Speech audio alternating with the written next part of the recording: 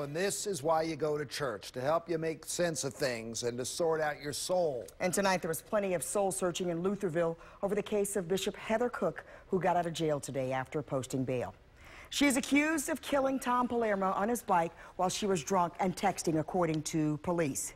State's Attorney Marilyn Mosby announced Friday the charges. Cook sat in jail almost a week until someone put up $2.5 million bail. The person named as the one who posted bail is Mark Hansen, who online is listed as the executive director of St. Paul's Cathedral Trust in America. She's going into a treatment center and cannot drive. Now for the church meeting tonight. ABC 2 News' Catherine Hawley sat near the back pew to hear your thoughts. About 150 people came out here tonight to the Church of the Holy Comforter in Lutherville to ask questions and hopefully get some answers about the tragic crash on December 27th.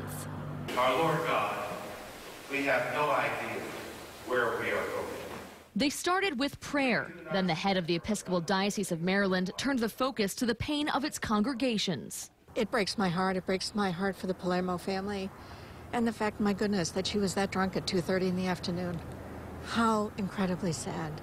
Certainly, it has cast a little bit of a negative light on the church, just in light of the seriousness of the event.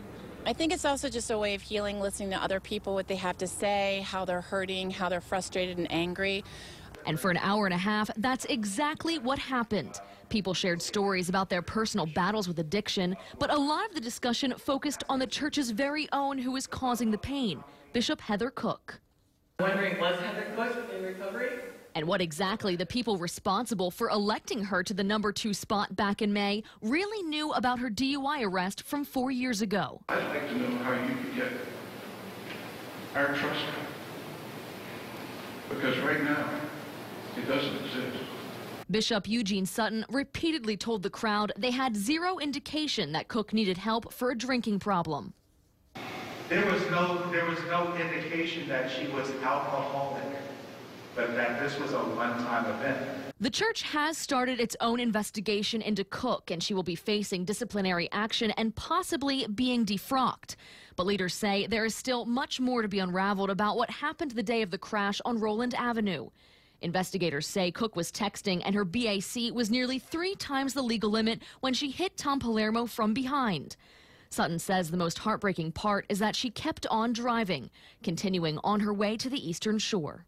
That is the most problematic, and not just for people in the community. That is the most problematic thing for Episcopalians. And if you couldn't make it out tonight, the church is hosting 2 more unity forums just like this one. The next one is set for Saturday in Hagerstown, and then the final one will be next Wednesday in Lothian. Reporting in Lutherville, Catherine Hawley, ABC 2 News. And the church says everyone is praying for Cook, but most importantly, they are praying for the Palermo family. Leaders say they know Cook has to take responsibility for what happened, but they still feel somewhat responsible. They plan to work with the cycling community to try and make the streets a little bit safer.